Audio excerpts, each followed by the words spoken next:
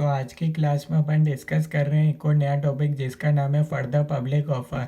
Last class में अपन ने इस रेगुलेशन के अंदर देखा था आईपीओ से रिलेटेड जो भी प्रोविजंस है वो सारे अपन ने देखे थे। तो आज की क्लास में अपन शुरू कर रहे हैं फर्दर पब्लिक ऑफर। ठीक है, जैसा कि मैंने आपको बता ही दिया था, एक बार कंपनी लिस्ट हो गई और कंपनी ने क्या करा, पैसा लोगों से रेस भी कर लिया। उसके बाद अब कंपनी का सब्सिक्वेंट ईयर में कंपनी को लगता है कि भैया और पैसों की ज़रूरत है, कंपनी और पैसा रेस करना चाहती है, तो कंपनी फर्दर पब्लिक ऑफर भी ला सकती है। ठीक है, इसके लिए एक एलिजिबिलिटी वाला कंडीशन एप्लीकेबल रहेगा, क्योंकि इससे अपन ने आईपीओ में जो एलिजिबिलिटी कंडीशन देखे थे, ठीक है, वो सारे कंडीशन तो ऑलरेडी फुलफिल होती है, तभी कंपनी क्या करती है, आईपीओ लाती है। आईपीओ के बाद ही एफपीओ आता है। ठीक है, तो एलिजिबिलिटी कंडीशन यहाँ सिर्फ एक ही रहेगा कि अगर कंपनी ने नेम चेंज करा है तो उससे वही 50% इनकम उसे जनरेट होनी चाहिए लास्ट 1 ईयर के अंदर। ठीक है, सेम जो आईपीओ के अंदर लास्ट पॉइंट था वही एक फर्दर पब्लिक ऑफर में एक पॉइंट दे रखा है। ठीक है, बाकी सारे पॉइंट्स ऑटोमेटिकली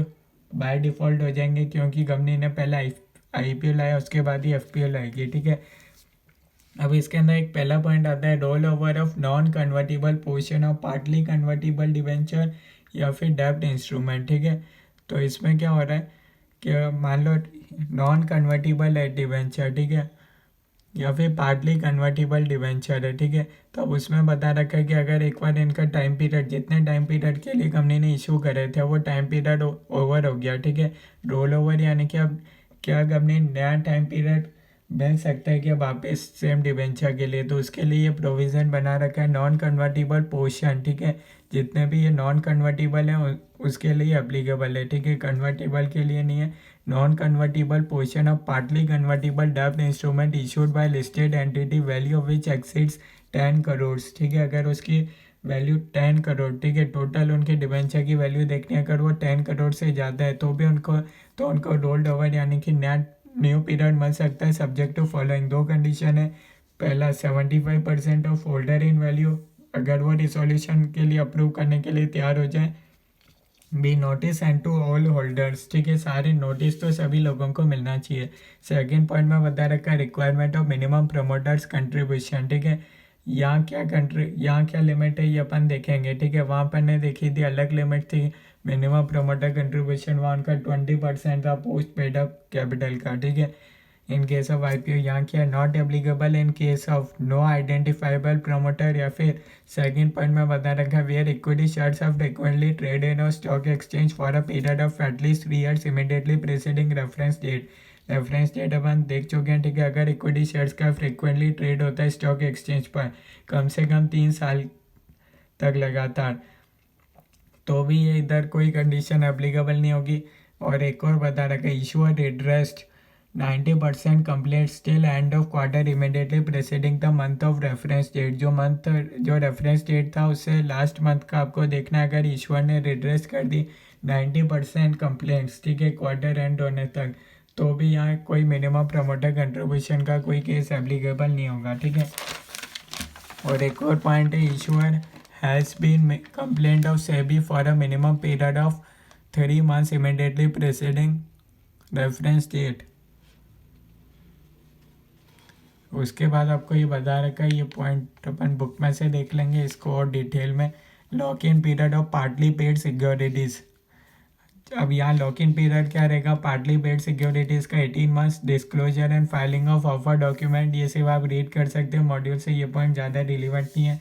उसके बाद नेक्स्ट टॉपिक आता है डिफरेंशियल प्राइसिंग। डिफरेंशियल प्राइसिंग में फर्स्ट पॉइंट बता रखा है रिटेल इंडिविजुअल इन्वेस्टर हो गए, शेयर होल्डर्स हो गए, एम्प्लॉइज हो गए, एंटाइटल फॉर रिजर्वेशन में भी offered specified securities at a price not lower than 10% of price offer to others. इसका क्या मतलब हुआ, अब कंपनी अपने लोगों को डिस्काउंट देना चाहती है, तो वो डिस्काउंट कितना हो सकता है, 10% तक ही हो सकता है। 10% से ज़्यादा डिस्काउंट कंपनी दे सकती है। ठीक है,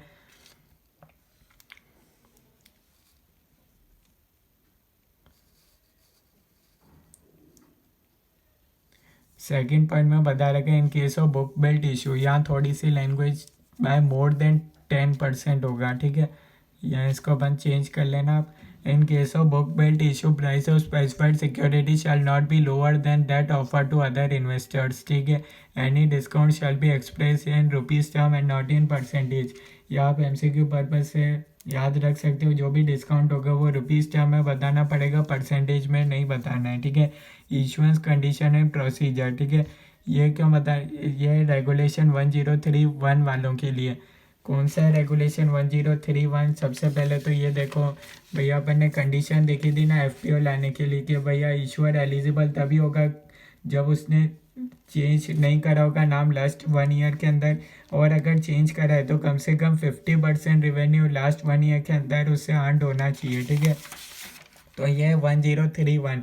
अगर आप इस कैटेगरी में आते हो तो फिर क्या होगा, in case issue made through book build, issue allocation कैसे होगा, नॉट लेस देन 35%, यानी कि मिनिमम 35% जाना चाहिए रिटेल इंडिविजुअल इन्वेस्टर्स के लिए। ठीक है, मिनिमम 15% जाना चाहिए नॉन इंस्टीट्यूशनल इन्वेस्टर्स के लिए, नॉट लेस देन। ठीक है, मिनिमम 50% जाना चाहिए क्वालिफाइड इंस्टीट्यूशनल बायर्स के लिए, और 5% उसमें से एलोकेट हो जाएगा म्यूचुअल फंड के लिए। ठीक है, जो भी अनसब्सक्राइब पोर्शन होगा इन अदर कैटेगरी में भी allocated to applicants in other category.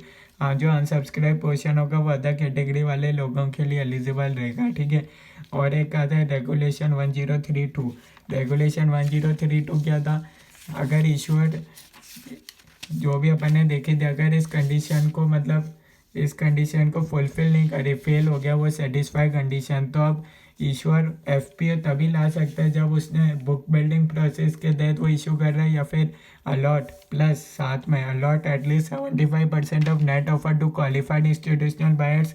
Third, अगर वो फुल सब्सक्रिप्शन मनी को रिफंड कर देगा अगर वो ये काम नहीं कर पाया तो ये तीनों कंडीशन पूरी होती है तभी फिर वो FPO ला सकता है। पहली कंडीशन कौन सी थी, पहली तो ये वाली थी, FPO लाने तो नाम चेंज नहीं होना चाहिए, अगर नाम चेंज करा तो मिनिमम 50% रिवेन्यू आना चाहिए। अगर 50% रिवेन्यू नहीं आया और नाम भी चेंज कर दिया तो फिर क्या होगा, ये वाली कंडीशन एप्लीकेबल होगी।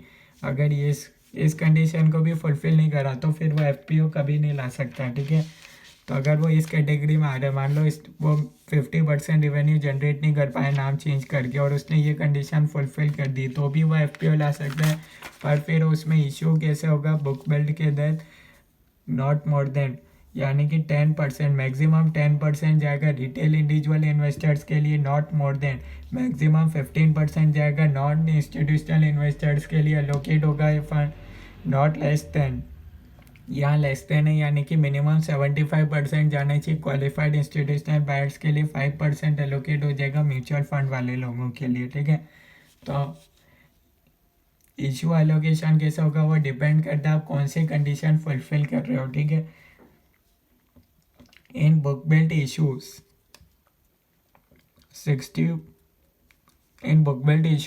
60% पोर्शन ऑफ QIB में भी एलोकेटेड टू एंकर इन्वेस्टर्स। अगर बुक बिल्ट इशू है तो 60% portion of qualified institutional buyers का जो भी है वो एलोकेट हो सकते हैं एंकर इन्वेस्टर्स के लिए। ठीक है, उसके बाद अपने पास ये कुछ पॉइंट्स और बाकी, सिक्योरिटी डिपॉजिट कितना रहेगा। सिक्योरिटी डिपॉजिट रहेगा 1% of issue size. Opening of issue के लिए बता रखा within 12 month from date of observation by SEBI. जिस दिन सेबी वो ऑब्जर्वेशन सर्टिफिकेट दे देगा उसके विद इन 12 मंथ्स आपका FPO आ जाना चाहिए। In case of self prospectus first issue हो जाना चाहिए within 3 month from date of observation by SEBI. Minimum 3 working days के लिए ये इशू ओपन रहना चाहिए। ठीक है, यानी कि जब भी FPO आ रहा है तो वो कम से कम 3 दिन के लिए तो ओपन रह गई।